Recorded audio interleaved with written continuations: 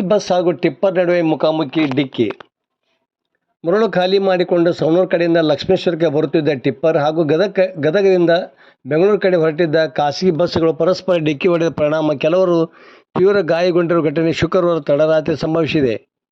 Tipper ಹಾಗೂ bus ಚಾಲಕರಿಬ್ಬರಿಗೂ ಗಾಯಗಳಾಗಿದ್ದು Lakshmeshwar ಸರ್ಕಾರಿ ಆಸ್ಪತ್ರೆಯಲ್ಲಿ ಚಿಕಿತ್ಸೆ ಪಡೆಯುತ್ತಿದ್ದಾರೆ. ಲಕ್ಷ್ಮೇಶ್ವರ ಅಗಡಿ ಇಂಜಿನಿಯರಿಂಗ್ ಕಾಲೇಜ್ ಹತ್ತಿರ ಈ ರಸ್ತೆ ಅಪಘಾತ ಸಂಭವಿಸಿದೆ. ಟಿಪ್ಪರ್ ಚಾಲಕ ಎದುರಿಗೆ ಬರುತ್ತಿದ್ದ ಬಸ್ಸಿಗೆ ಡಿಕ್ಕಿ ಹೊಡೆದಿದ್ದಾನೆ. ಡಿಕ್ಕಿಯ ರಭಸಕ್ಕೆ ಟಿಪ್ಪರ್ ಕಂದಕಕ್ಕೆ ಬಿದ್ದಿತ್ತು.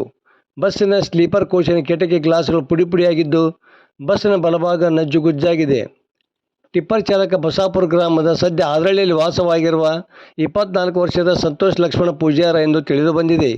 ಈತನ ಬಲಗಾಲು ಮುರಿದಿದ್ದು ಮೊಣಕಾಲು ಎದೆಗೆ ಪೆಟ್ಟು ಬಿದ್ದಿದೆ. ಅದರಿಂದ ಖಾಸಗಿ ಬಸ್ ಚಾಲಕ ಸುರೇಶ್ ರಾಮಚಂದ್ರಪ್ಪ ಈತನಿಗೂ ಪಕ್ಕಡಿಗೆ ಹಾಗೂ ಮುಖಕ್ಕೆ ಗ್ಲಾಸ್ ಚುಚ್ಚಿ ಗಾಯಗಳಾಗಿವೆ.